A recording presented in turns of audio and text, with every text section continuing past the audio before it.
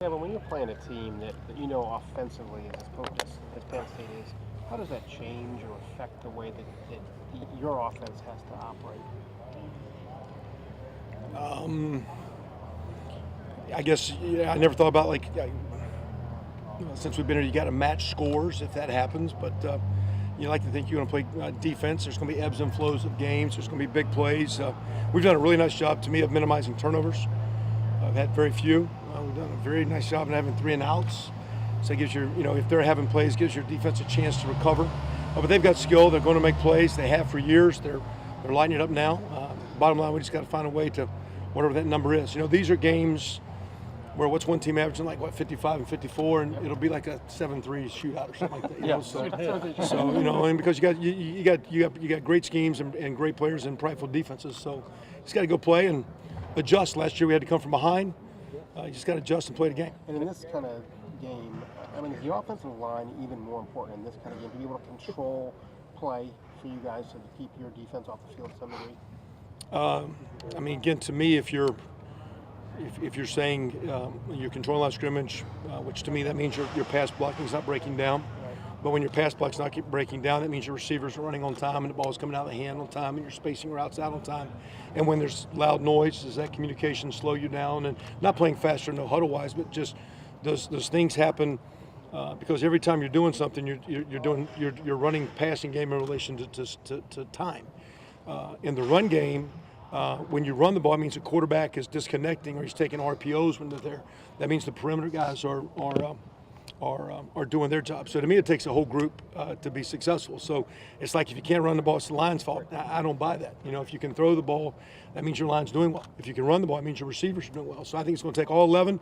When you're on the road, it's going to be tough. It's going to take everybody. It's going to take more than 11. We play with a lot more than 11 guys. It's going to take a lot of guys this Saturday night in State College. Kevin, how prepared is Dwayne Haskins Jr. for this kind of environment? Obviously, he played well at TCU a couple of weeks ago and stuff. But what I guess has impressed you about him, and where do you think he can still grow a little? I think every time he plays, I think all those players, I think those great players in the NFL are always going. Those guys have, Peyton Manning always talked when you're 16, 17, 18, how he wanted to be coached. And when he's getting great coaching from Coach Day, and he did it a year ago. And the way he's playing now goes back to JT's practice habits and things that he saw every day. So, he's a tremendous practice player. He's getting better. I think you saw last year the way he handled a big situation last year in a big stage. He was ready to play well in the championship game. He was ready to play well. He was ready to play well every week. And when called upon, he's answered the bell. And now he also looks good when the supporting cast looks good. So when the offense is clicking, the quarterback looks good, and they get all the credit. When the offense is not clicking, it's probably going to be his fault. So as we play as a group, Dwayne's a big part of it, and he'll do a great job. Hey, Kevin, you've been a head coach, and you've been an assistant at a lot of different levels in the sport. So I think you have kind of a unique view of maybe what a recruiting is like, and different types of classes and stuff at different talent levels. I was just wondering, how soon into a recruiting class's arrival at Ohio State or at any place do you know whether the class as a whole is going to be a hit or not? I think we're in a right now society. I'm trying to figure this rule. I've never heard a rule that I'm on scholarship, and I've decided that I'm going to redshirt and then I'm going to transfer.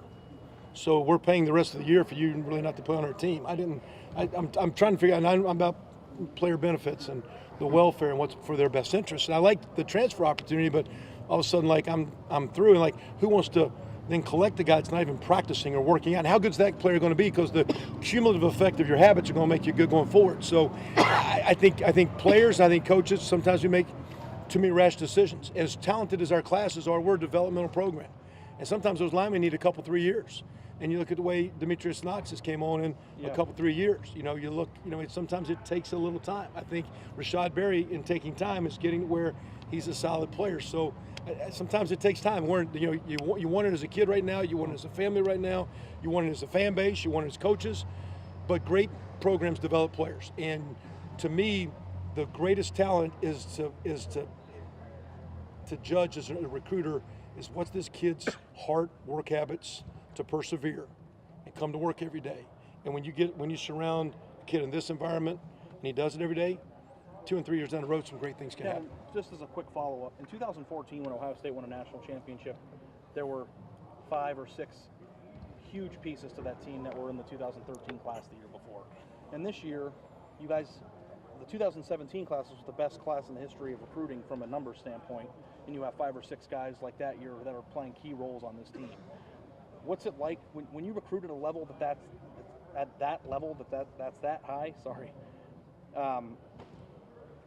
That's something that you can expect some of those guys to pop and change the culture of your team immediately, though, too, right? Because it's happened. No doubt. And how can you tell, and when do you tell that that's happening?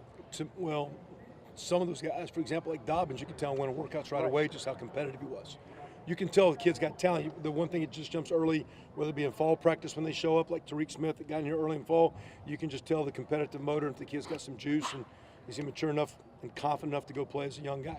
So a lot of those guys have the talent. Some of the talent needs to be developed. What really needs to be harnessed sometimes is a culture of going hard, being consistent, doing it day after day. Some kids are ready for that and some guys aren't.